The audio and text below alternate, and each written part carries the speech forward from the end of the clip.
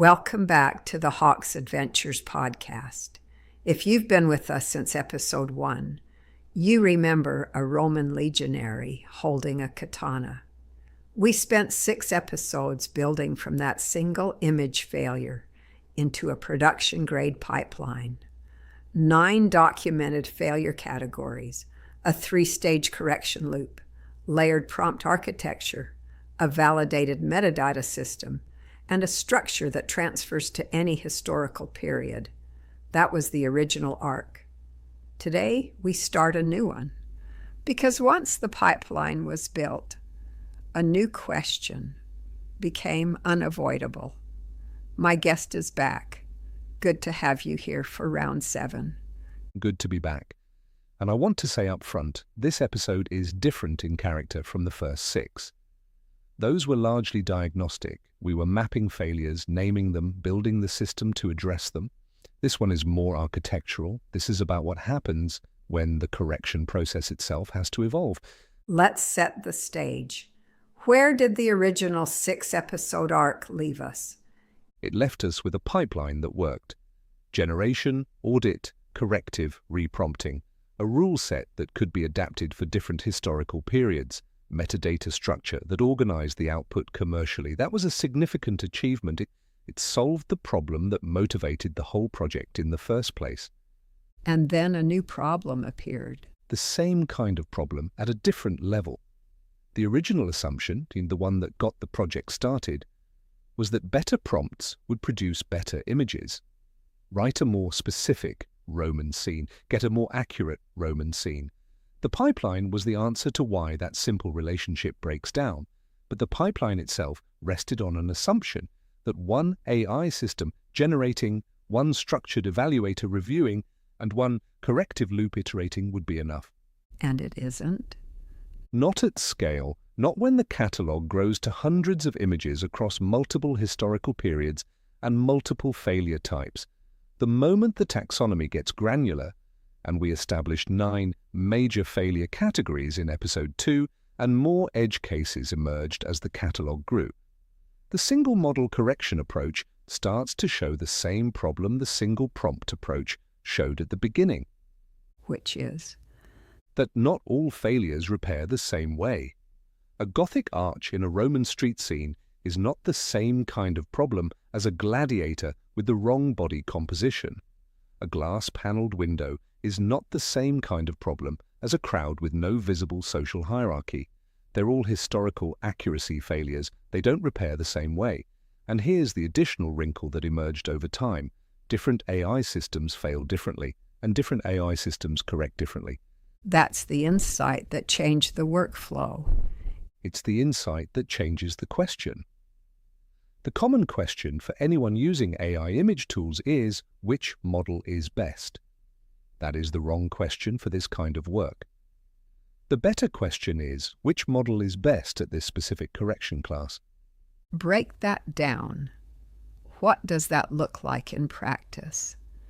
Midjourney may still produce the strongest initial visual language, the cinematic quality, the period atmosphere, the overall scene composition. But once an image is generated and an audit identifies a specific failure, the right tool for the correction depends on what the failure is.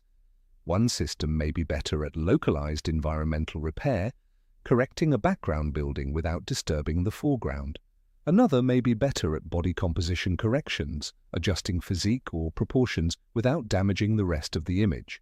A text model may be better than any image model at one specific task, taking a structured audit failure and converting it into correction prompt language that is precise, specific, and free of the vague historical gestures that weaken prompts. So the workflow stops being generate an image, review it, try again, and becomes something more like orchestration. Exactly. Model orchestration. Each model has a defined role. Each failure class routes to the model that handles it best. The image generator produces the draft. The evaluator identifies and classifies the failures. A text model may convert those failures into repair language. A different image tool may execute the localized correction. The question stops being, which AI should I use? which leads to tool chasing, and becomes what failure class am I repairing, which leads to a production system. And the evaluator's role changed as well. This is the core shift. Originally, the evaluator was a quality gate, binary, does this image pass or fail? And that function was genuinely valuable. It protected the catalog from bad images getting into the archive. But a pass-fail output is limited. It tells you whether an image is acceptable. It doesn't tell you what to do next. And what to do next is the whole problem at scale. Right. The evaluator became useful in a fundamentally different way when its output stopped being purely judgmental and became operational. A useful evaluator doesn't just say this image is historically wrong. It identifies the visible evidence. It assigns the problem to a failure category. It distinguishes confirmed failures from things that are ambiguous given the image visibility. It says why the failure matters, and it produces a structured handoff, information that another step in the workflow can actually use. At that point, the evaluator isn't a reviewer anymore. It's a production intelligence layer. That's the right framing. It's not there only to reject images. It's there to explain what kind of repair the image needs. And those are different things. Rejection without diagnosis is just a dead end. Rejection with diagnosis is a work order. Let's talk about what that structured output actually looks like. Because in the article, you give specific examples of failure tags. The tag vocabulary is one of the most practically useful things that came out of this stage. Each tag names a failure class and carries implicit repair implications. Architecture cross-era. A building form belongs to a later period, a pointed Gothic arch, a Renaissance facade, a medieval fortification element, appearing in a Roman or other ancient setting. Social status era, the clothing, cleanliness, ornamentation, or bearing of a figure contradicts the social role the scene assigns to them. Surface authenticity, the materials look too new, too polished, too machined, too clean, more like a museum reconstruction than an inhabited ancient environment. Population realism, the crowd fails to show the social, economic, age, labor, and status variation that would make the scene feel like a functioning ancient city. Each of those tags generates a different kind of repair instruction. Completely different. An architecture cross-era correction may need strong negative language against pointed arches, crenellations, Renaissance facades, or modern monumental references, paired with positive language for brick, concrete, tufa, round Roman arches, period-appropriate construction. A social status error correction needs something different entirely. Role-specific garment quality, cleanliness, posture, ornamentation. A senator should not look like a street laborer. A slave should not be dressed as though he has servants. A gladiator, a lanista, a freedman, a merchant, a matron. These people should not collapse into one generic Roman citizen aesthetic. A surface authenticity correction needs wear, smoke staining, patched plaster, scuffed leather, hand-forged irregularity, environmental dirt that belongs to actual use rather than theatrical grime. The failure tag converts a vague complaint into a targeted repair brief. That's what makes it operational rather than just judgmental. The background architecture looks wrong is a subjective observation. Wrong how? Medieval, Renaissance, too pristine, too monumental, too symmetrical, built from the wrong material, showing a pointed arch where a round Roman arch should be? The correction depends on the specific answer. The evaluator forces that answer into the output. That's what allows the repair to be targeted instead of generic. And once the failure taxonomy gets granular enough, the corrective prompts themselves become families. That was the second major pattern that emerged. Early corrective prompting was built around the specific, visible failure in a rejected image. That was already a major improvement over generic retries. A prompt that says, no modern lighting is weak. A prompt that says, Roman oil lamp on simple iron bracket, no glass panels, no pipe runs, no conduit, warm flickering flame only, is stronger because it describes the failure and the replacement in visual terms. But as the catalogue grew, Similar failures recurred across different images, different scenes, different settings. Which means the correction language itself could be classified. Architecture repair prompts, lighting repair prompts, material repair prompts, gladiator equipment repair prompts, body composition repair prompts, social hierarchy repair prompts, environmental realism repair prompts, anti-sterility prompts, population realism prompts. Each family developed its own language because each family needed to fight a different AI default. The architecture family fights cross-era contamination. The material family fights polished, machined, museum-like surfaces. The body composition family fights the modern fitness aesthetic.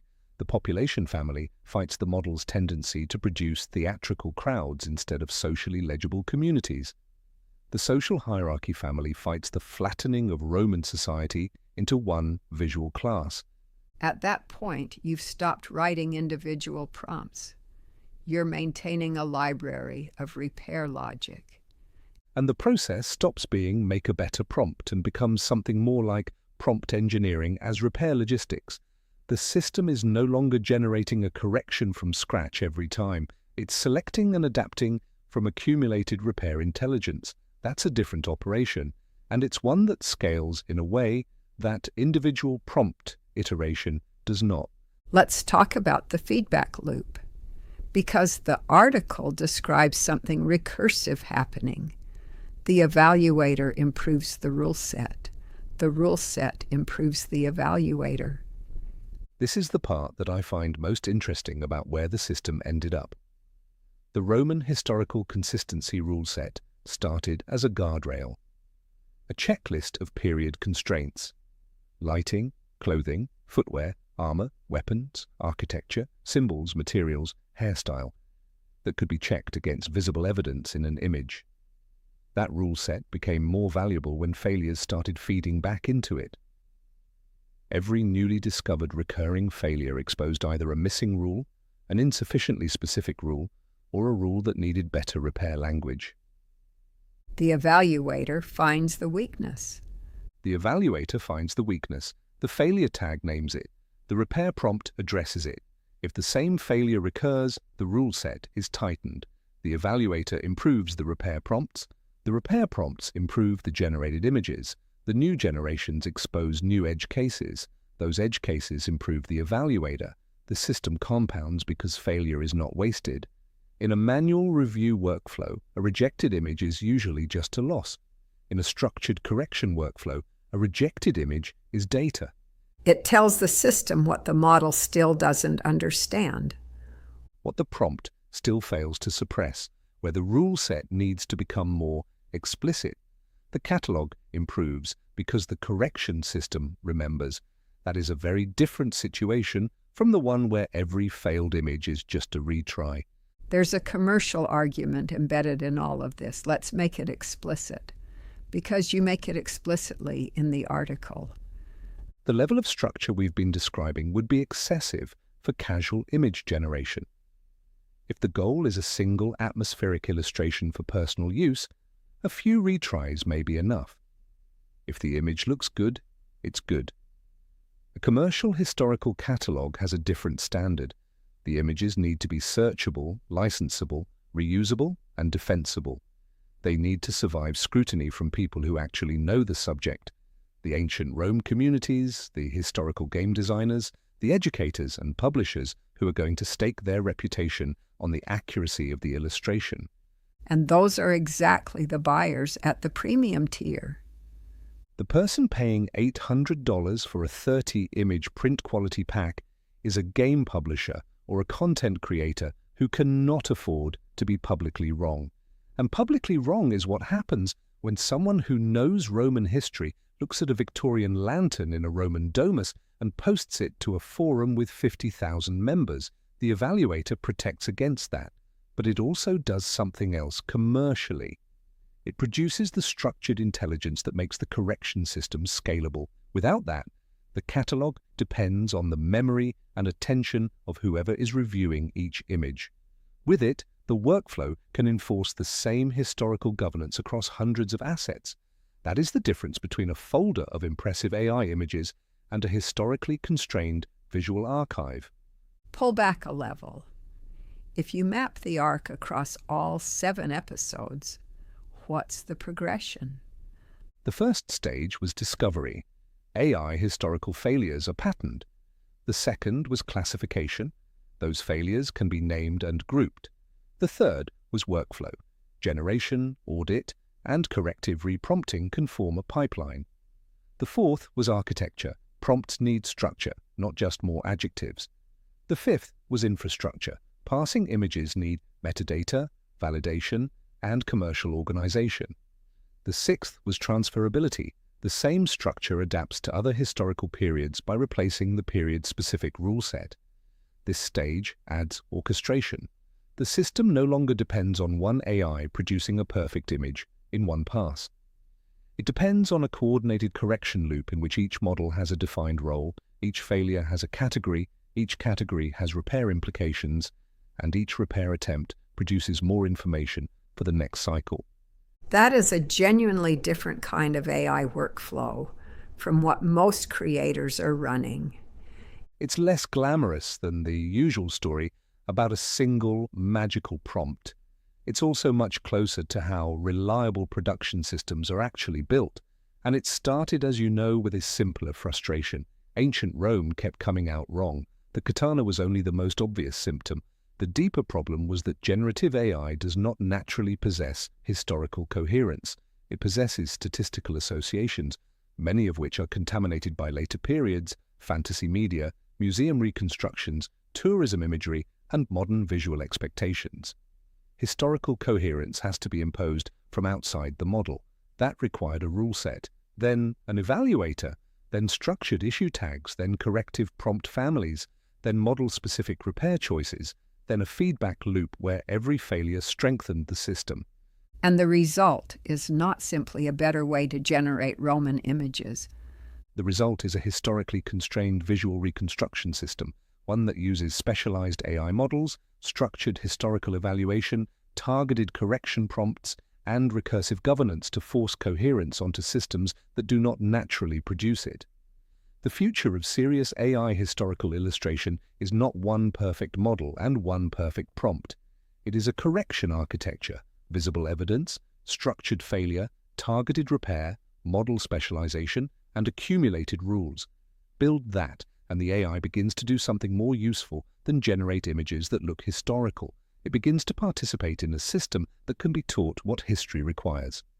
The Vault of Ages catalog, cinematic, historically accurate illustration, is live at hawksadventures.com with personal and commercial licenses available. The complete production documents from this series: the Roman historical consistency rule set, the structured issue handoff format, the failure tag vocabulary, the corrective reprompting template, are available there as a free resource. We'll be back with more. Thanks for being here. Thanks for having me. Build the system. The images follow.